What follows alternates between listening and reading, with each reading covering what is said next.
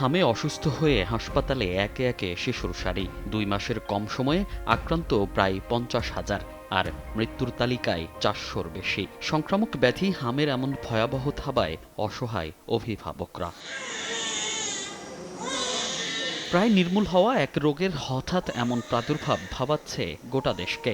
সরকারের মন্ত্রী, এমপি থেকে বিশেষজ্ঞ দল সবার অভিযোগ, অন্তর্বর্তী সরকারের টিকা কেনা নিয়ে অবহেলায় এমন ভয়াবহ রূপে ফিরেছে হাম। স্বৈরাচারের সময় এবং আরো দুঃখজনক ব্যাপার হলো অন্তর্বর্তীকালীন সরকারের সময় শিশুদের হামের টিকা গত কয়েক বছর ধরে বিদেশ থেকে আমদানি করা হয়নি। যে ক্রাইসিসটা তারা টিকা সংগ্রহের সৃষ্টি করে গিয়েছে, যাও ছিল তাও দিতে ব্যর্থ হয়েছে 2020-এর পরে। তবে শুরুটা অন্তর্বর্তী সরকারের আমলে। 2025 সালের সেপ্টেম্বরে ক্রয় পদ্ধতিতে অনিয়ম আছে এমন অভিযোগ তুলে ইউনিসেফের কাছ থেকে সরাসরি টিকা কেনা স্থগিত রাখে তৎকালীন অন্তর্বর্তী সরকার।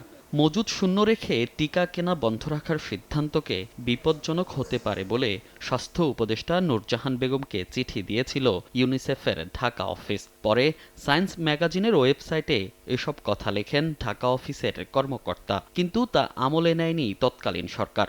সরকারকে একই ধরনের পরামর্শ দিয়েছিলেন দেশীয় বিশেষজ্ঞরাও।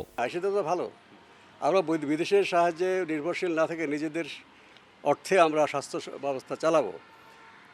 সমস্যাটা হলো এটাকে জরুরি পরিস্থিতি হিসেবে বিবেচনা করেন কি করেন না। আপনি আমেরিকার সাথে গার্মেন্টসের জন্য বাণিজ্য চুক্তি করতে গিয়ে তুলে আনাটা জরুরি মনে করছেন, কিন্তু টিকা কেনাটা জরুরি ভিত্তিতে তারা বিবেচনা করেননি। বিশেষজ্ঞদের কথা শোনা উচিত ছিল। 1.5 বছর আগে আমাদের দেশের বিশেষজ্ঞরা কিন্তু বলেছে মিটিং করে যে আপনারা দ্রুত টিকা এনে এই হামের ইয়েটা করেন।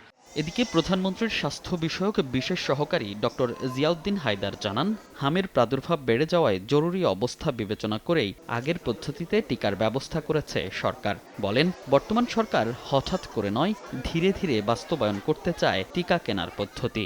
ওপি থেকে ডিপিপি যে মাইগ্রেশন, হ্যাঁ, ইট মেক সেন্স, কারণ এটা ন্যাশনাল সিস্টেমের সাথে আমি আরও বেশি ইন্টিগ্রেট করতেছি।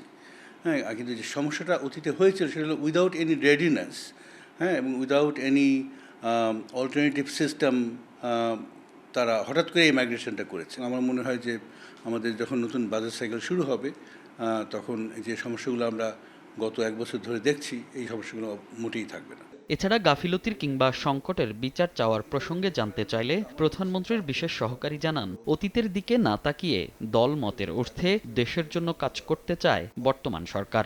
সমস্যা তো আমাদের প্রচুর আছে, কিন্তু সমস্যা নিয়ে কথা না বলে আমরা এখন একটু সমাধান নিয়ে কথা বলি, সামনের দিকে আমরা আগাই। মনির হোসাইন, সময় সংবাদ, ঢাকা।